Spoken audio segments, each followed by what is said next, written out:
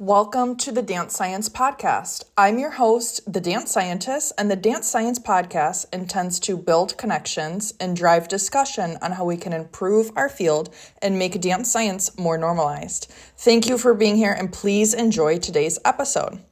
Hi everyone, thank you again for being here with me today. I'm your host, the Dance Scientist, and today is episode number 34. We're going to be having another amazing guest speaker with us today. Her name is Kirsten, and she is a mindset coach for dancers. First, thank you so much for being here with us today. Thank you for having me. I've been looking forward to this for a while. I think we're going to have a great time. Yes, I know we will. So first, can you tell us a little bit more about becoming a mindset coach for dancers? Yeah, definitely. So a little background on my dance journey first, which definitely played a huge part in leading me into what I'm doing today, is that I grew up at a small studio and I just, the whole passion for ballet just hit me like a ton of bricks. I was like, ballet is life. I need to do this as a job. The second I found out that it could be a job, I was like, okay, well, here we go. Sign me up. So yeah, seriously. And in my small recreational studio growing up, I really had this beautiful experience of being in a bubble. And because I was just so passionate about dance, and I saw that my passion was leading me to improve quickly. And on top of that, being in a recreational studio, I just felt like maybe I was a bigger fish in a small pond. So of course, combining all that with being young and excited, I had a lot of confidence in my early dance journey. Now, as I started to train at better and better schools, going to bigger summer programs, and then eventually training at the Houston Ballet Academy, I saw that the more prestigious the training environment, the more pressure I started to feel, which is completely natural and normal for all dancers. Now, a lot of us, when we encounter those environments, we're young. And I, in some ways, excelled and had a great time. I was still very passionate about dance. It still brought me a lot of joy. But there were a lot of moments in my journey where I had a really hard time handling the pressure, or I didn't quite know what to do with how scared I was that I might fail. And I certainly didn't know how to cope with the emotions of getting really harsh critiques and at the same time going through a hard knee injury. And I just saw myself when my mental health was starting to decline and I was extremely stressed and not knowing what to do with all the thoughts and emotions that were rushing through my head. I saw that my ability to pick up combinations was one of the first things to go. I became so stiff in my dancing that even though I had some of the best training in the world, I would look at videos of me dancing and be like, what is up? It doesn't look good. Or I would get so psyched out before performing or even a rehearsal sometimes where I would just blank out. And I was like, what is that? What is that? And I saw my classmates, of course, I was projecting onto their experience that they were fine. Something must be wrong with me. And so I just thought, okay, my only hope is to just try harder, do better, be better. Right. And that's what I saw so many of my peers doing as well. Our only hope to have more confidence and self-esteem and to be happier or whatever is just to perform better. Yeah, grind more. But yeah. But it led to such a vicious cycle where, again, I would be so in my head, so, quote, psyched out, as a lot of people say, that I couldn't perform better, so my mental state just kept getting worse. Now, I saw that with an improvement in my circumstances, going to the University of Utah, I had a lot of support from my professors there. My ability to perform and my headspace significantly improved very quickly. But I started to just be curious throughout my journey, like, okay, do my circumstances always have to dictate how I think, how I feel, and the way I dance? I don't want it to, but I saw that it's so normal to just get caught up in the roller coaster of maybe for some dancers, it's not so much their environment, but the praise they do or don't get. Right. It dictates how they feel one day to the next. And eventually, long story short, when I finally did get to dance professionally at Oklahoma City Ballet, it was a dream come true. I was having a great time, but then I had a knee injury come back. that was really devastating, and it was harder to recover that time. So I ended up stepping away from dancing professionally. But as I was in the process of recovering, I was still very hopeful that I'd get back. I was going to rehearsals and all these things. And I just started to see that, though at that point in my journey, though I didn't have coaching support, I wasn't going to therapy, I probably should have. I had not read a personal development book like ever at that point. I just started to intuitively use curiosity to challenge some of my beliefs and the thought. And so at that point in my journey, I was quite confident, though my circumstances were very difficult with the injury. And I started to be able to observe, kind of as a third party now, my peers when I was watching rehearsals. And I was thinking, oh my gosh, they're so beautiful. It must feel amazing to be them. I would give anything to be able to jump right now, or heck, even straighten my knees. That would be awesome. And so I was able to see from the outside their beauty, whereas even when I was dancing alongside them, perhaps my own fears and insecurities about keeping up and being competitive, that might have even prevented me from fully appreciating their skill and their beauty. But now that I was just like, heck, I would just be grateful to be able to dance. Right? Yeah. Goodness gracious. I was able to see them in all their glory and be like, why is it that some of these incredibly smart, talented, and competent dancers, clearly from their self-talk, they clearly are only able to perceive a quarter of their talent, a fraction of it. And that just started to outrage me. Like, what is going on? So, yeah, I ended up needing to step away from ballet to give myself space to heal. And through just a series of random circumstances, I ended up finding out about what coaching was. And I was like, oh my gosh. The process of asking questions and using curiosity to help people find resources within themselves and discover solutions and undo mental patterns and beliefs that have been holding them back. I love that. That's a job. Heck yeah, sign me up. So yeah, I ended up little by little discovering how to tailor the skill sets I used or learned in my coaching certifications to dancers and applying them to help them overcome things like self-doubt, performance anxiety, comparison, perfectionism, a lot of those things that really suck the joy out of our experience and make it hard to perform our best. And I'm really excited to hear how you use like the coaching for your dancers as we kind of get into today's conversation. But one thing I was curious, when you were talking about like your childhood experience, when you were kind of in that like negative headspace, was it more like negative instruction that you were receiving or like negative feedback, or was it more like internal, like something that you had kind of just your own thoughts, you know? Yeah, that's a great question.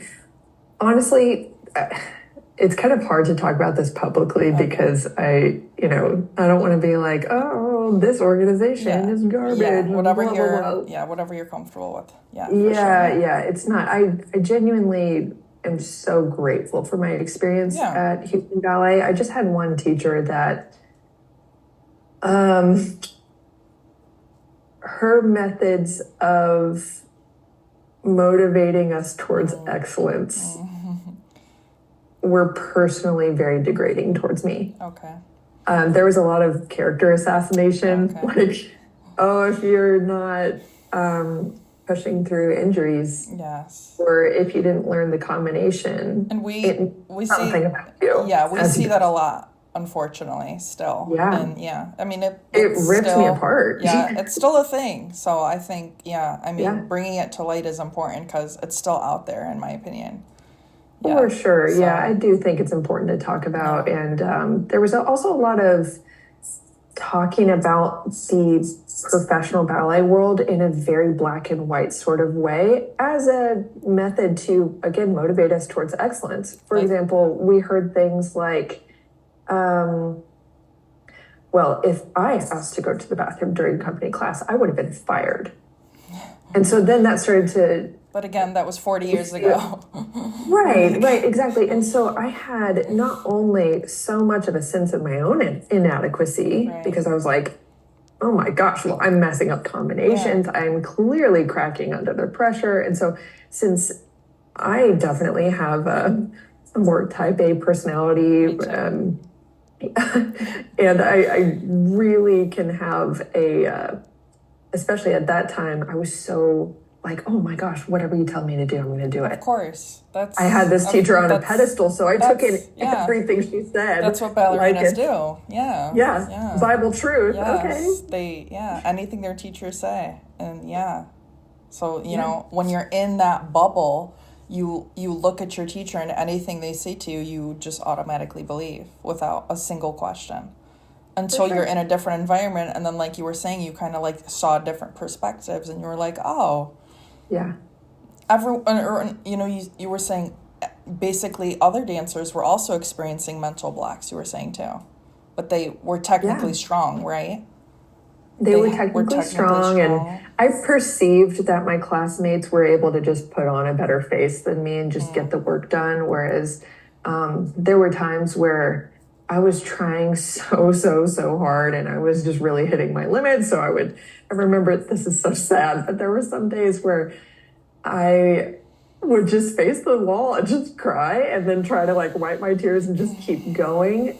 But it was just at least the environment I was in just felt very hostile, and as if every single mistake I made was just another piece of proof that I was incompetent, that I wasn't resilient enough, versus the philosophy of kind of helping students to depersonalize their mistakes. Like, okay, what are you going to do about it next time? All right, normal. Let's just move on. I got so stuck in resistance and negative emotions around every single mistake that it messed with my focus to be able to implement corrections, do what I knew how to do. And so it just started to solidify even further a lot of negative beliefs I had about my competence. And I pretty much completely lost trust in myself to the point where I used to think I was a very smart dancer.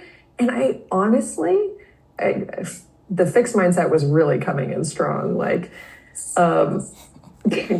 I was like, well, I guess this means that it's a lie that I thought I was smart, and there's actually something wrong with me. And I was starting to look for answers, like, what must be wrong with me? I must have a learning impediment or something like that.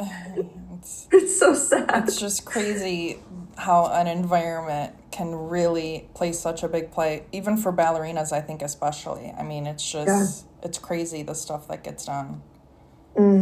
Just, you know, and when I simply shifted into a different environment, I saw that it was like a light bulb.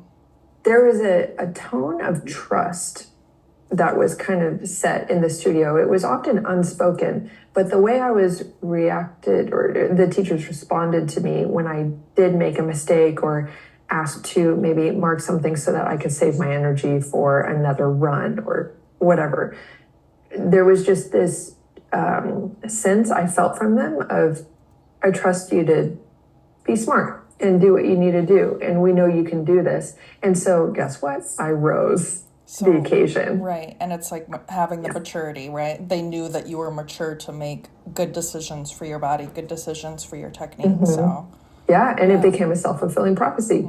I became that. And then it became like a good I already habit. Was, but it came out. Right. Oh my gosh. I love this. Yeah. So you were kind of talking to us about your journey and what led you to becoming a mindset coach. So maybe now we can get into, how do you kind of see the mindset coaching, you know, kind of contributing to this big picture of even just dance or even just the ballet world?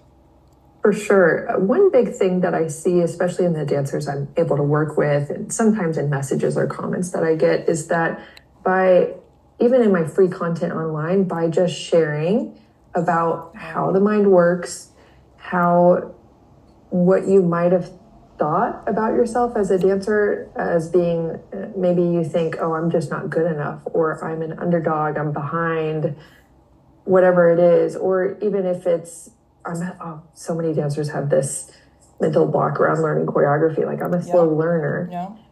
I see that just by putting out education, like, hey, this might be what's going on for you, explore that, and here are some things you can do about it. I see it releasing layers of shame and judgment towards ourselves as dancers, because we're like, oh, this actually makes a lot of sense. This is my mind trying its very best to handle the tasks I put it to and to cope with the circumstances I'm in. And so when dancers actually learn about how their mind is actually working, it's not messed up. You're not messed up, or there's not something permanently wrong with you. If, for example, like me, you feel that you have cracked under pressure many times. That's okay. There are ways to reconcile those past experiences and equip you with tools to be able to walk into perhaps an audition or whatever used to stress you out, like a performance or whatever, in a way where you feel grounded and capable of, holding whatever unpleasant emotions you might be experiencing and still go out there and do a good job. These skill sets, mental skill sets, as I like to say, they don't just come automatically. And so many of us train seriously as kids. It's so normal to expect ourselves to automatically know how to cope with all that pressure. Right. And it's just unrealistic. Yeah. So there's a better way. And we're in front of mirrors constantly, our bodies are kind of constantly being judged, right? So it does take a lot of pressure on us from a young age. Even just for regular dancers, our bodies are being exposed. Is your alignment perfect? Is your knee in the perfect spot, right? Yeah. So it takes a toll on us mentally too. It does. And I like to give hope as well. So the one thing I said already is a release of shame and judgment towards ourselves. But the other thing I always hope to instill, and I do see it happening, is that with education and support around how to work with your mind for success as a dancer, whatever that means to you, it gives dancers hope. Like, if I don't like the way I'm feeling about myself, there's something I can do. I can change that. It's not set in time forever. I'm not stuck.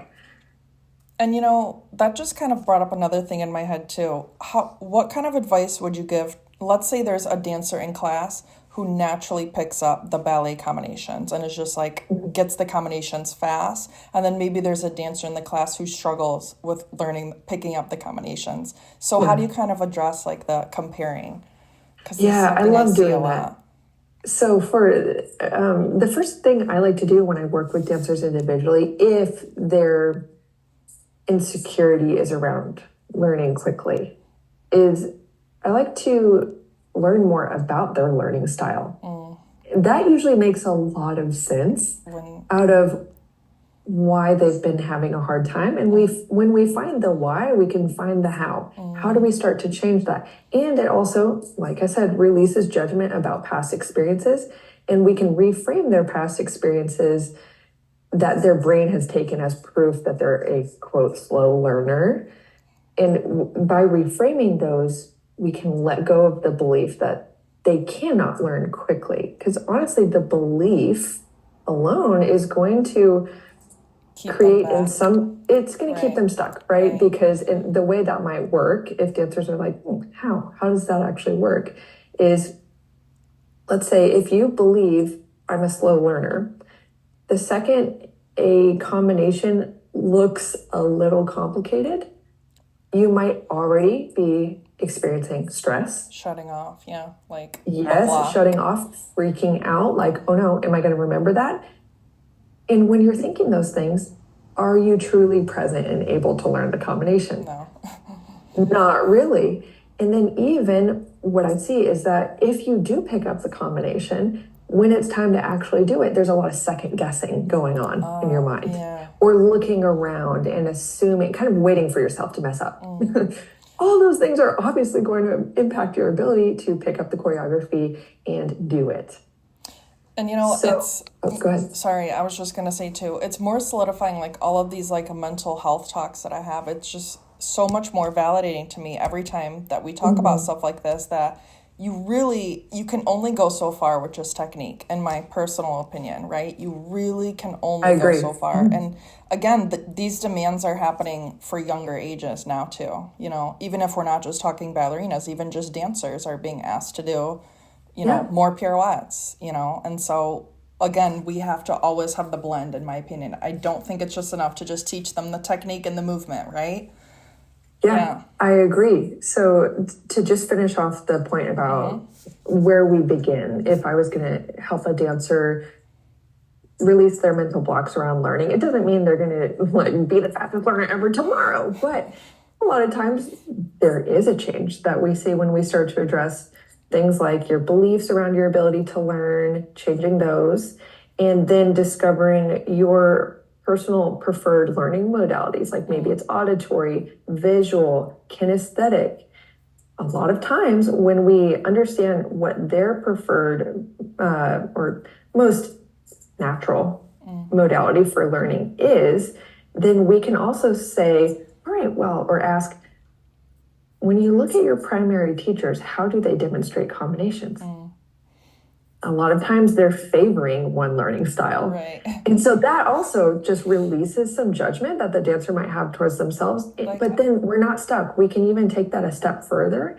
And I've learned that we can teach dancers how to take a teacher's demonstration that maybe is not at all suited towards your preferred method of learning and find a way to process that information in a way where your mind can register that. Now, it takes maybe a little extra work, but it gives you more power as a dancer to not be scared of like, oh my gosh, if I walk into an audition and the teacher is just like saying things really fast, oh my gosh, is it going to be over for me? No, you can do things about that. Yeah, and I like that you're stressing that, you know, you're giving the dancers hope and tools are out there. Because, I mean, I know you didn't feel that at certain times growing up. So. No. I was like, I think I'm an idiot. That's the answer. I think I suck at ballet, right? Yeah. Exactly. So what advice would you give a student interested in pursuing your field as a mindset coach? Yeah, I would definitely encourage dancers to just learn about the different professions that help dancers with the psychological component of dance. Because there are several. There's sports psychology. There are people who do mental performance consulting. There are people like me who do coaching. And all these might sound very, very similar, and they definitely have a lot of crossover. And then there's, of course, mentorship and therapy. There are so many different ways to help dancers. And though they might have, each working relationship might have similar goals that they're trying to help the dancers achieve, there's going to be a different way of going about that. So, for example, if I were to want to help dancers with let's say I want to specialize in helping dancers really recover from a lot of the traumas that they experienced working in toxic work environments, I should probably go train to be a licensed mental health therapist. Right.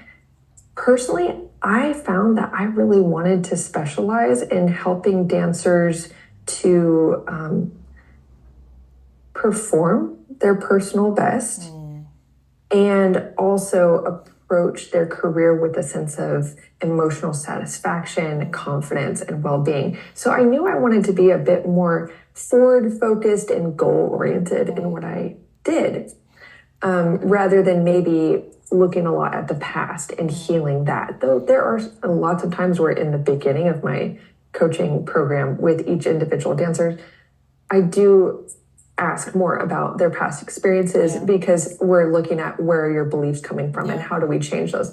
But I'm moving from the past to focus on the present and the future. If you want to really go into research and academia around like here's the dance scientist, really helping to You could speak to this so much better than me. Educating, Educating. Yeah. Then that's going to be a different option for you in a different way. So just starting with like, what do you want to do, right? Yeah. Yeah, totally. And I also really enjoy the flexibility that coaching has to offer, because the best and worst of it is that it's an unregulated field. Now, I'd say the worst of that is that I've personally hired some coaches where I'm like, they don't have a contract. They don't follow any sort of code of ethics. They're out of scope. I'm like, what is this? This is the Wild West. But if you work with someone where you look into their certifications and you're like, okay, they follow this code of ethics, and you have a conversation with them and they are transparent about their methods, I'm like, great, all for it. I love coaching.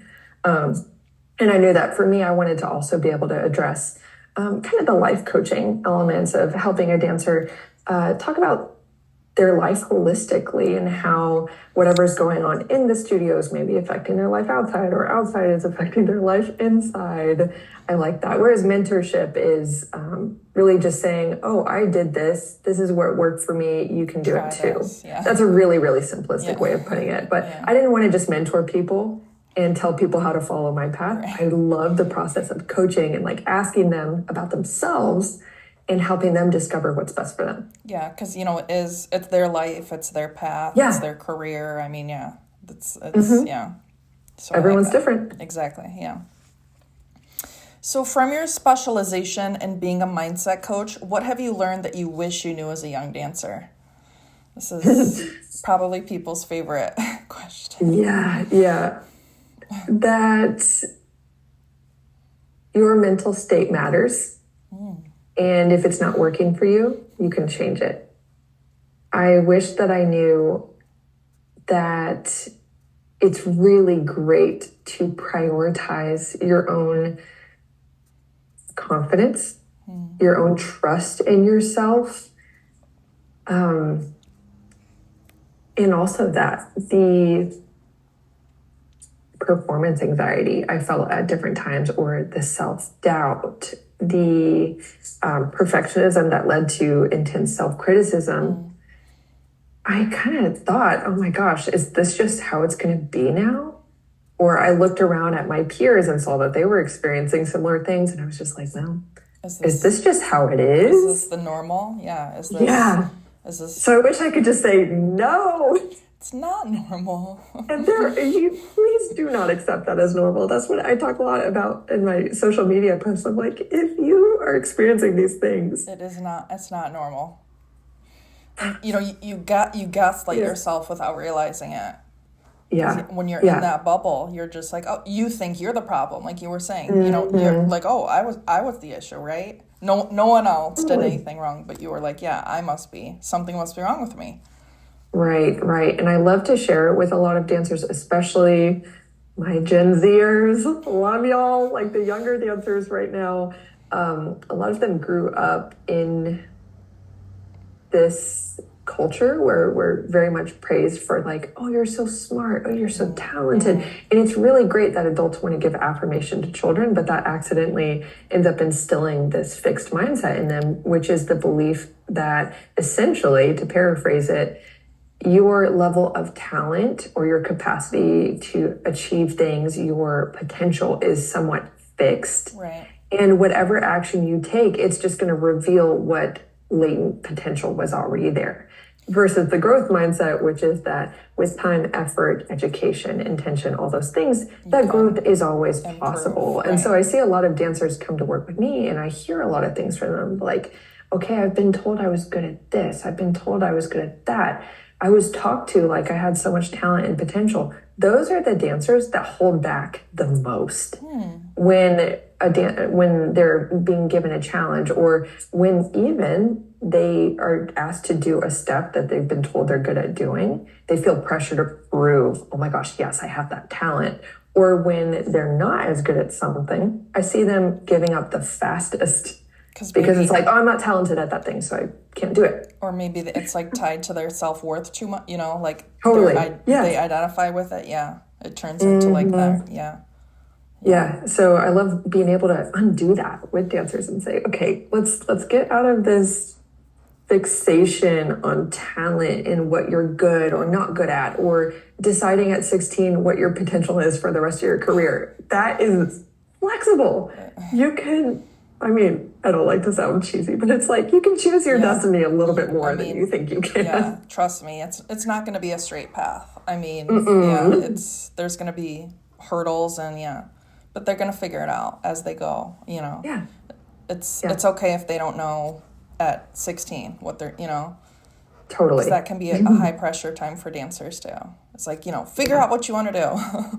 I know. Yeah, I can relate. And another I could get preachy about that. Another thing I think with like mental health, I think there's like a misconception. Sometimes people think, oh, well, if my dancers don't have like pretty obvious like anxiety or depression, then I don't need to train their mental skill. You know what I'm saying? Then their mental health is fine, right? There's nothing else that they could be working on. But again, everything that we've been talking about today, picking up combinations, the perfectionism. What else have you been talking about? The confidence, the self-esteem, the growth mindset, right? So if we really think about it like building a tool set, then like really this goes for all educators, not even just ballet teachers. It really it layers into just dance in general, right? Yeah, even if they don't have anxiety or depression, there's other things that they can be working on, right? For sure. And I love to encourage dancers to not wait until you get to that point. And of course, that's where therapy is really great for treating things like anxiety and depression. Right. But so many dancers, for years before they get to that point, they have maybe a little self-doubt, a little like, they don't believe they're that good. Like or the whispering starts. Or they notice they hold back when the director comes in the room to watch. And those things can just like chip away slowly at your confidence and your ability to really put yourself out there so that you can actually achieve your dreams. And so I like to catch dancers before they get to that place and say, let's not wait until we're really, really struggling to equip ourselves with tools to have an optimal experience, not just the average normal experience. Because what's the normal experience of a dancer? Right. Self-doubt, self-deprecating comments, moments of low self-esteem. I don't want to be normal. Right. If that's normal, I want to excel. I want to thrive. And there are ways to do that. So that's what I like to help dancers with. And again, I think it's good because educators really kind of need to like develop that eye so that they can see, if they see some of these signs that we're talking about today, maybe they can look into why that might be occurring, right? Yeah, totally. So where can people learn more about you and how can they access your resources? Again, this is something we'll talk about a little bit in part 2, but just so people can learn more about you. Yeah, so you can start with my website, theconfidentdancer.com. It's also kirstenkemp.com. They go to the same place, but I started to put theconfidentdancer.com out there because I'm pretty sure, I don't know if there's a kristenkemp.com, but really? It's easy to misspell my name. So theconfidentdancer.com, that's where you can learn about even my free resources. I have my YouTube channel, Instagram page. I'll talk about that in a second. But I have online courses specifically tailored to helping dancers learn the mental tools to help them build confidence, perform their best consistently, and really enjoy their journey. And I also have individual coaching available. So I have the Confident Dancer Coaching Program that really helps dancers individually overcome their personal mental blocks that are stopping them from performing their best and feeling their best. So that's there for anyone who wants to look at it. And I also do speaking as well. So if there are dance teachers or studio owners and they're like, oh, it'd be so cool to have Kirsten speak to my dancers and give them some tools and start a conversation in the studio that can maybe shift the culture. I do that as well, virtually or in person. So that's all on my website. And I have, like I said, a YouTube channel. It's also a podcast now. So it's the Confident Dancer YouTube channel or podcast. I put out videos every single week on dance culture and also various tools to help dancers really optimize the mental side of their dance experience. And I'm on Instagram, Kirsten_theconfidentdancer. Yes, and all of this will be linked directly on my podcast page as well. So wrapping up part one, if you just had to offer one little tidbit of wisdom to our audience, what would that be? Today I'm feeling You've already had a lot of wisdom. Celebrating your wins is worth your time. I love that. A lot of dancers don't feel like it is, or that they're not allowed to because someone else is doing it better. Yeah, girl, someone else will always be doing it better. Right. At some point, you got to be on your own team. Because again, I think that's good because dancers are constantly seeing professional dancers on social media posting, their beautiful 32 fouettes. So yeah, I think that's great advice. Thank you so much for part one. This was an amazing conversation. Oh, my pleasure. It's been fun. All right, everyone, welcome back to part two. Again, today we have Kirsten here, who is a mindset coach. She's also called the Confident Dancer on Instagram. So again, all of her social media and her website will be linked directly on my podcast page that you can view on my website. So today in today's amazing conversation, she's already been talking about what she does as a mindset coach. So we're actually going to get into the next question here. She's going to tell us a little bit about what services she offers. Yeah, so like I already kind of mentioned, my primary thing that I do the most in helping dancers is in my individual coaching program. It's called the Confident Dancer Coaching Program. And this is really designed to do a couple of things. Number one, really help dancers understand where are your personal mental blocks coming from. And when I say mental blocks, it's like a very general term. So I like to be more specific and explain that. For some dancers, that might look like self-doubt. And I say it's a mental block because it's blocking you from performing with confidence, maybe enjoying yourself, being in the moment. So many dancers are really in their heads when they're dancing. So maybe that block is you're doubting yourself. You don't trust yourself and your abilities, or you don't believe in what you have to offer. And that might lead to maybe it's self-esteem that a dancer is struggling with. Like they just don't believe they're a good dancer or believe that they have something of value to offer. And so that might stop them from really showing up with confident, expansive body language. And so then they don't get the feedback that they're looking for. And then it becomes a feedback loop where they're like, yeah, see, I'm not very good. It's the cycle of repeating. Right, exactly. And then for some dancers, I also specialize in helping with performance anxiety. So I work with a lot of dancers who perform professionally, or they're also preparing for audition season, maybe. And they're like, oh my gosh, I'm fine in class. But I get in situations like that and I look around and I lose my focus and I'm fixated on how many other amazing dancers are there and I want to stand out. I want to give myself a chance. Or perhaps the performance anxiety, or a lot of dancers describe it as extreme nervousness. It affects their ability to enjoy performing. I've worked with dancers who have been professional dancers for 12 years, the principals, and they're like, you know what?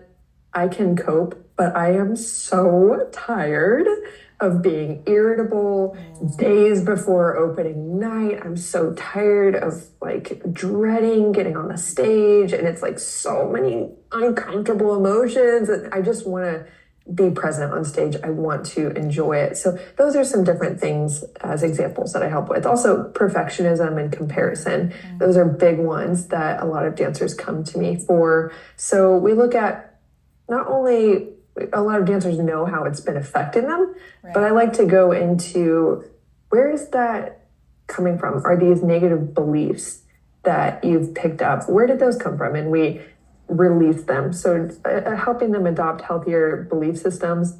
And I also pair this personal inner work, so to speak, with education. So I think knowledge is power, and I educate dancers through the coaching process on how they can actually build confidence, what that can actually look like for them, how they can manage their mental state in the moment to give their best performance when it matters most, get out of their head, believe in themselves, very general terms that we hear a lot, like believe in yourself, be confident. I like to bring the how, the steps, because it used to drive me crazy that teachers would be like, okay, you have to be confident to succeed.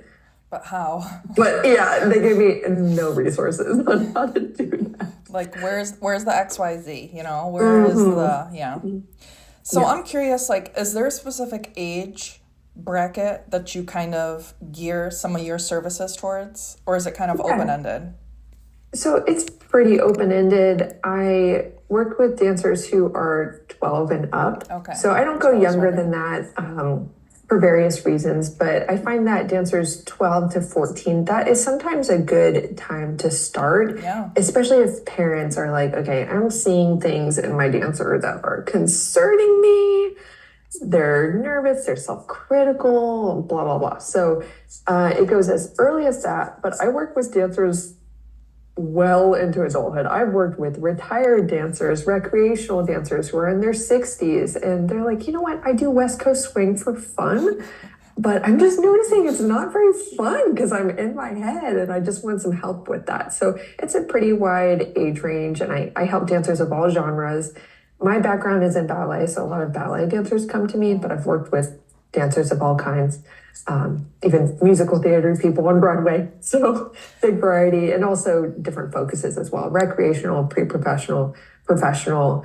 I like one-on-one coaching for this because each dancer's starting point, their personal struggles, their goals are going to be a little different. Right. So though I do offer some online courses, I really like to emphasize the individual coaching because we can tailor it to their needs. And I have different program lengths to kind of suit where each dancer is at. Oftentimes a 12-year-old doesn't need a 4-month program. Right. I hope not, but usually the older we get, the more support we want because the more goals we have.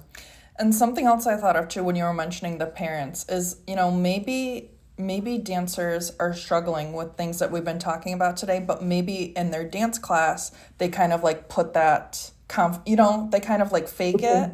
Do you kind of know what I'm saying? Yeah. So maybe it is the parents sometimes noticing some of these things, like, maybe before they go into class, they see or when they're at home getting ready for dance, they're really nervous about things. So that actually brings up a good point is sometimes I think the parents will be noticing some things if the dancers are really good at hiding it in class, right? Or not wanting to show their, not wanting it's very normal that I've seen for the younger dancers that I work with that their parents will reach out to me first and say, you know what, I've seen that my daughter she'll say the right answers that she thinks she needs to say to make people feel like there's not a problem, but I think something's going on. Like at home, if they're nervous before class, or if they're, if they're like not wanting to go to class when they usually love class, there's something wrong. Mm-hmm. So I think when we see even the tiniest little sign, I do think we need to take it seriously and at least question like where that's coming from, or maybe see if something happens again, right? Because even something small can be significant, I think, in this situation. Yeah, definitely. And even if parents are listening or teachers are listening who teach 10 and 11-year-olds, I always say, hey, maybe it's not time to get individual support. Maybe that's a little much right now. Send them some of my YouTube videos. Right. Just show them a quick, there's a lot just that give can them be something. done. Yeah, there's a lot that can be done at that age without, overstepping or making it too lectury or too informational, at that vulnerable age. Yeah. Mm-hmm. And there is a fine line because sometimes dancers are just having a very normal human experience that's not disordered whatsoever. Maybe they're stressed because they've got the stress level is their body telling them, they have too much on their plate.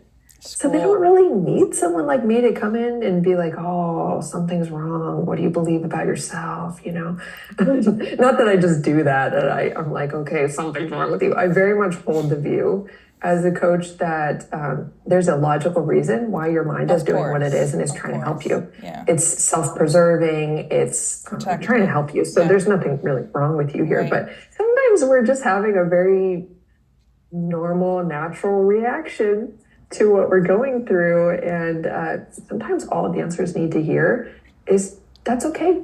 It's okay to feel unpleasant emotions sometimes. And nothing is wrong with you. It's not always something to fix. Yeah. Yeah, nothing is wrong with you, right? Because we're all human. Yeah. So I think that's great. So what are some of the challenges that you encounter with mindset coaching?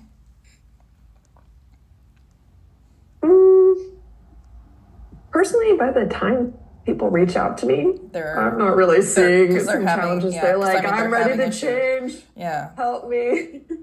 Do you ever, I'm ready to try this. Do you ever feel pushback from like maybe studio owners, teachers, once you have a dancer and you're coaching, or maybe you have a dancer like reach out to you? Have you ever had any pushback or anything? Actually, no, never. Usually, that was actually my insecurity when I started this, because when I started about 6 years ago now, I personally didn't really see any other coaches like me. I knew of Jess from The Whole Dancer, love her, and I knew that she was doing body image coaching, working on the relationship with food and all that.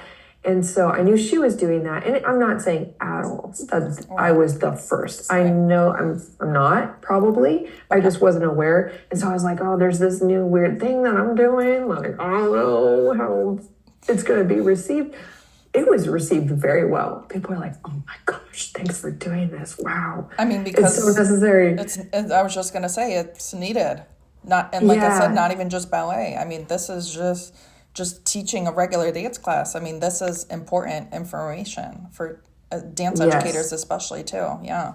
Right. I'll say the one challenge that does come to mind is it's common for the teenage clients I work with, especially, is that we always end up making progress, but sometimes their progress actually gets slowed down by this quick fix mentality. Yes. So they're very quick to be like, just tell me what I need to know. Yeah. Tell me what I need to do so I can be perfect. Yeah. And I actually have to be like, whoa, let's slow down. Because it's a process. What are your expectations of what this will do for you? Is that reasonable? So sometimes we need to take a little bit more time to be like, okay, like I said, what are your expectations?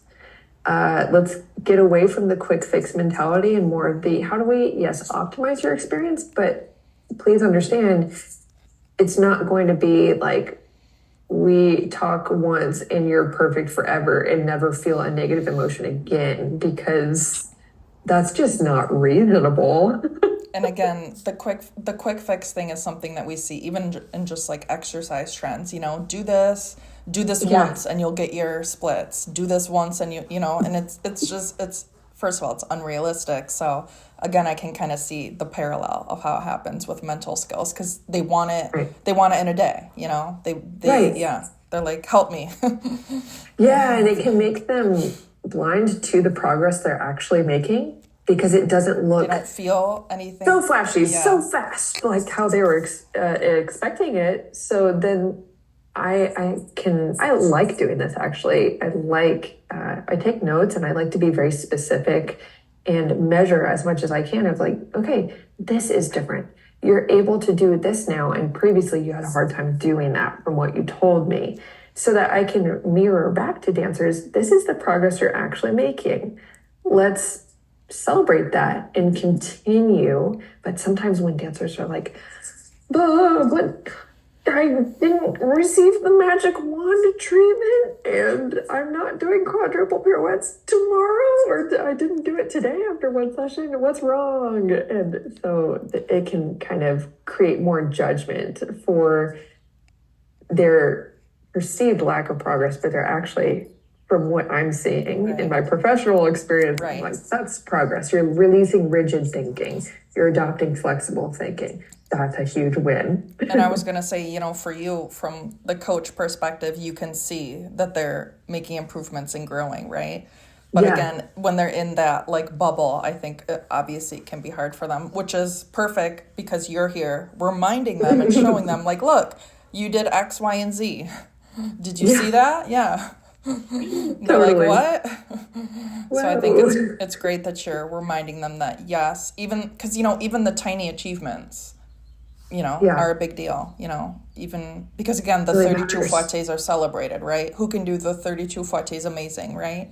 But it's like, maybe who can do a single pirouette, Yeah, sometimes progress for some dancers who have been in very rigid patterns of thinking, very perfectionistic thinking, in the initial steps of success sometimes look like responding to the mistakes that they make with greater levels of acceptance and less resistance, they still made the mistake. Right. The old perfectionistic way of thinking might fixate on, I still made a mistake. And tearing but from themselves what apart. I'm seeing, the new response they've been able to have to the mistake is actually a huge win that will serve them much better in their mental health and mental performance in the long run. And then, you know, like you said, these are going to layer, and these skills are going to layer even into just their careers, right? Even if they don't continue dancing, just any career, they're going to have these skills so that, you know, if they mess up at a job, if they make a mistake at a job, it's like, okay, they have these skills from a young age. So I think that's great. Yeah, I love to see that. So can you tell us a little bit about what your favorite part of doing this is? Oh my gosh, yes. I was just telling someone this week that one of my favorite things ever is, especially when I get to work with professional level dancers who are maybe around my age. And you can never, what I've learned is, as a coach or any sort of helping professional, you cannot force someone to have a breakthrough moment. Right. You can't. The best you can do is just give your 100% and be open to what they need, what they truly want. And the best coaches do not come in with a preconceived agenda of what that person's success should look like. My job is to hold their agenda and their goals, and to keep that as objective in my mind as possible, and really keep them as the focus, not where I think they should be.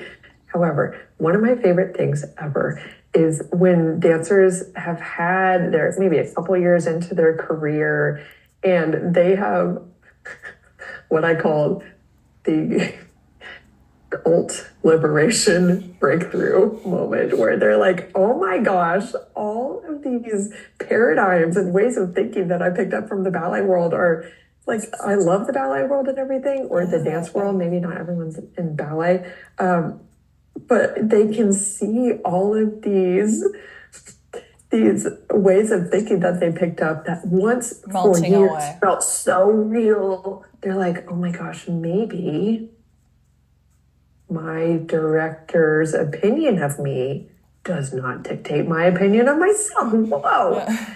And I'm like, welcome home, sister. Welcome. I can't force them to think that, but you know, that was such a breakthrough for me in my own experience. And it was like, I started to see through the clouds and realize I can choose how I see myself.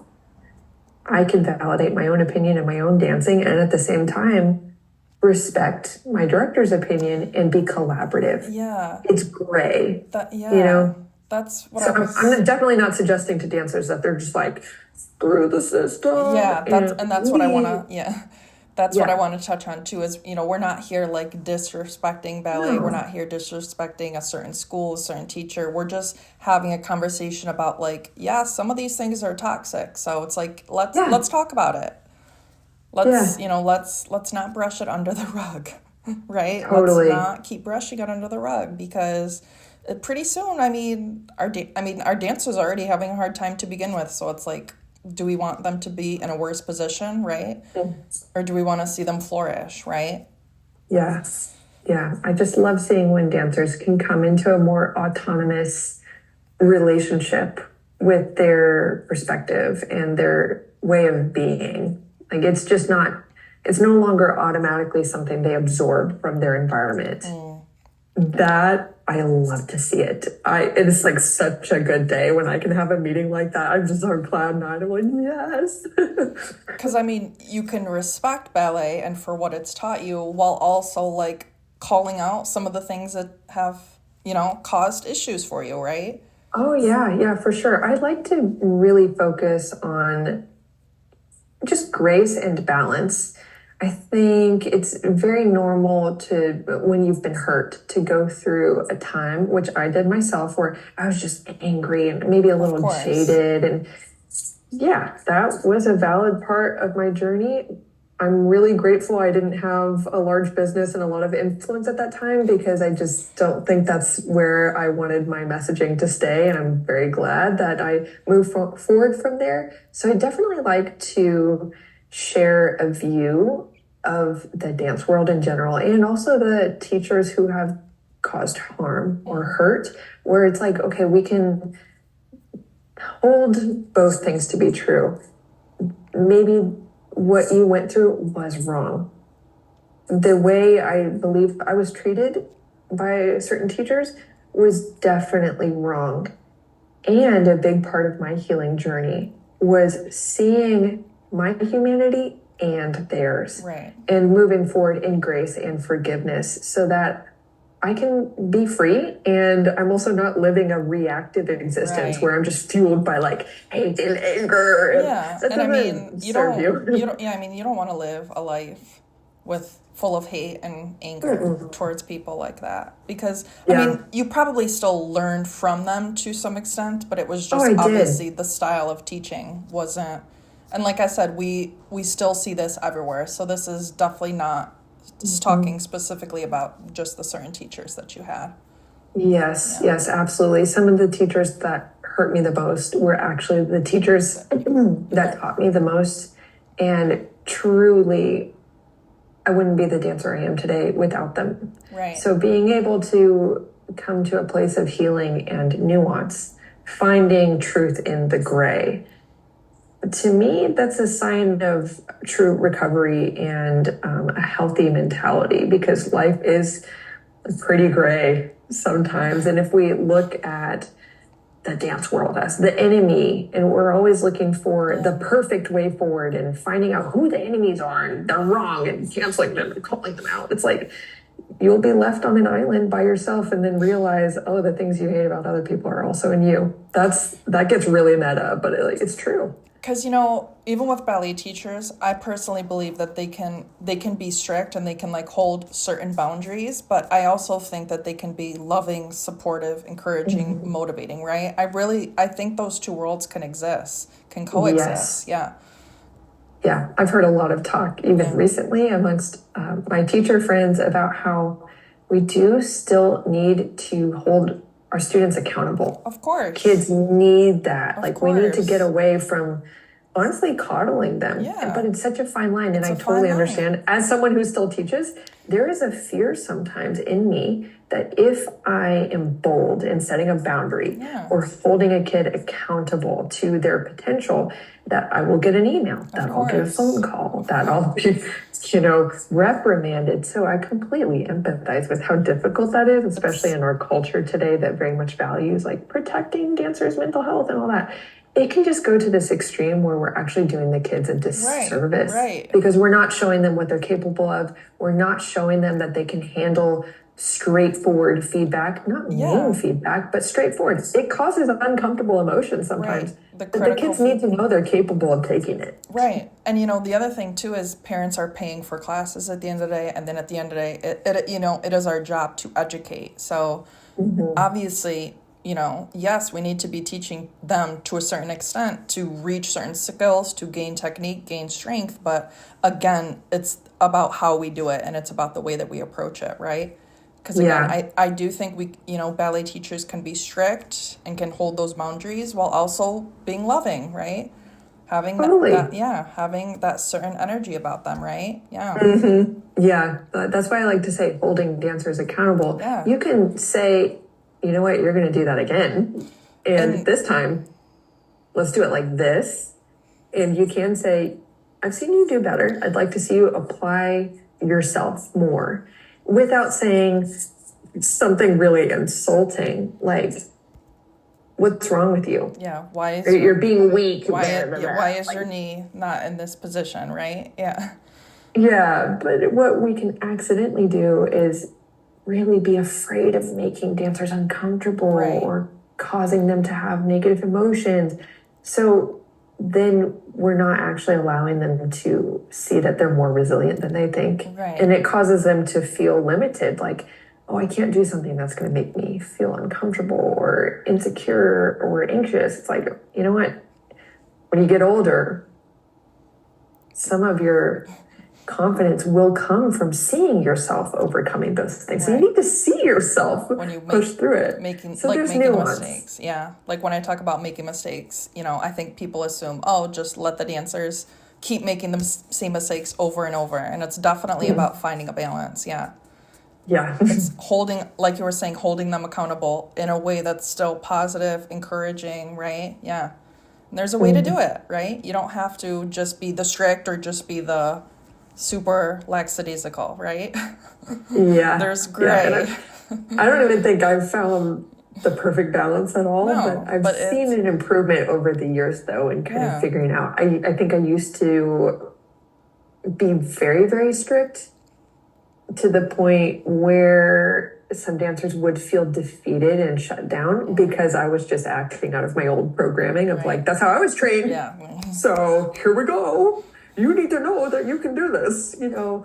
But now that I've been teaching for probably, I don't know, 8 years now or so, I feel like I went through a phase where I was very soft and like, oh my gosh, I don't want to get fired, so I'm going to be nice. And now I've learned like, oh, okay, actually, the dancers walk in and they're standing a little straighter. I'm like, all right, we can do this. Yeah. Let's go. Or giving them a very direct look and being like, I said stop talking in class. You know? You gotta be like, hey, I'm not going to let you walk all over me. We're going to do this. And again, I mean, we can't hold a classroom if the dancers are disrespecting us, right? So, I mean, there has to be that. There has to be a little bit of that to a certain extent. I mean, obviously, depending on the age and stuff. But, I mean, we can't just let them talk the whole time, you know? I mean, we do have things to kind of, like, accomplish in a class, right?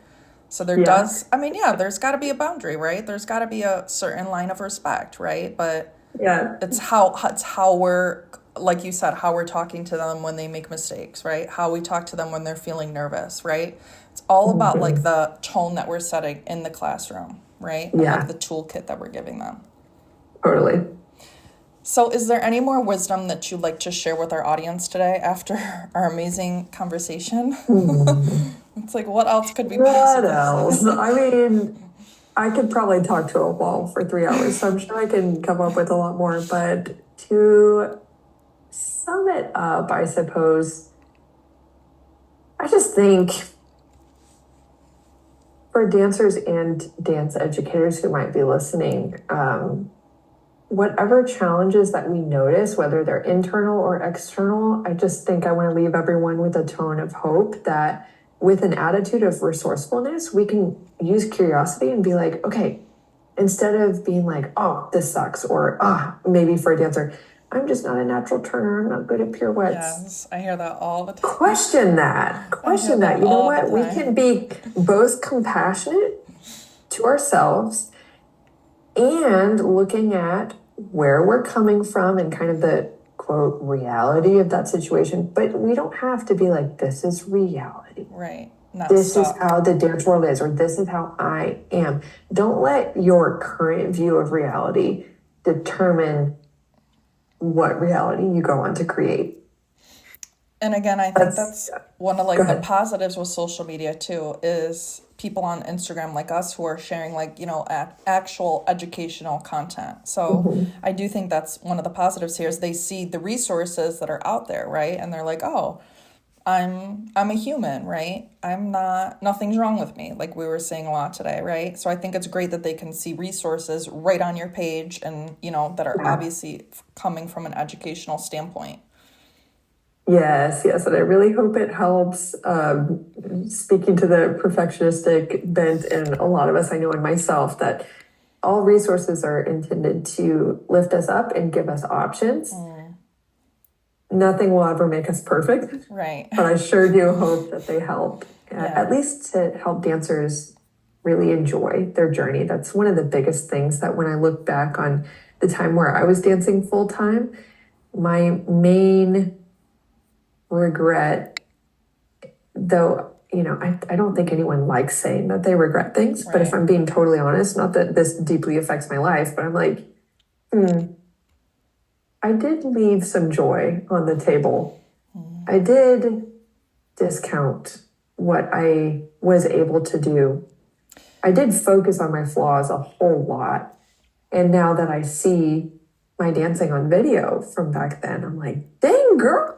And I'm proud of you. That's what I was going to say, too. I just want dancers to be able to experience more of that now and not in hindsight. And again, that's validating our conversation today with, like, the example that you were talking with yourself is you can have this amazing technique, amazing strength.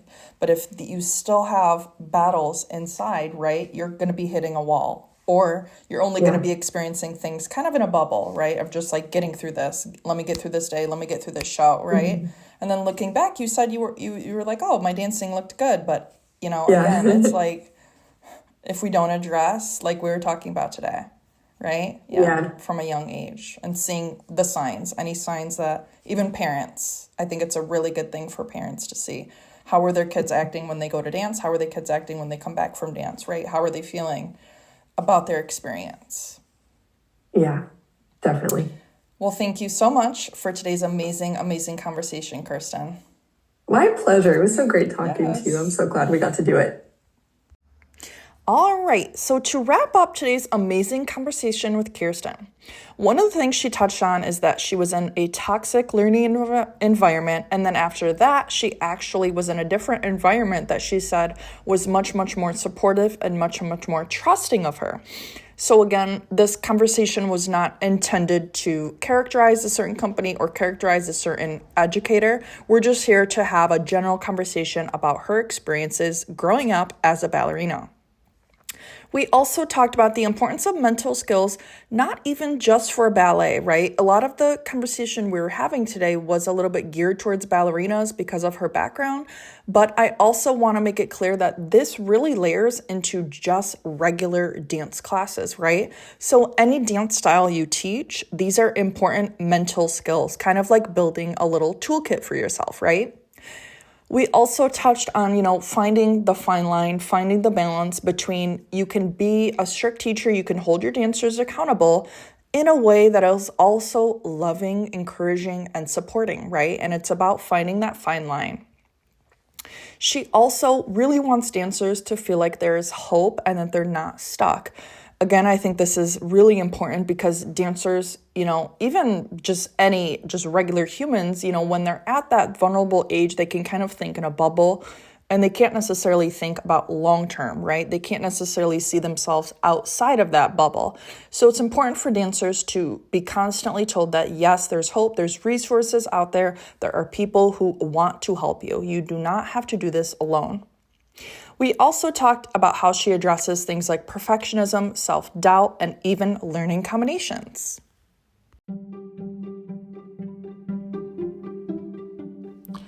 Thank you so much for joining me today on today's wonderful episode of the Dance Science Podcast.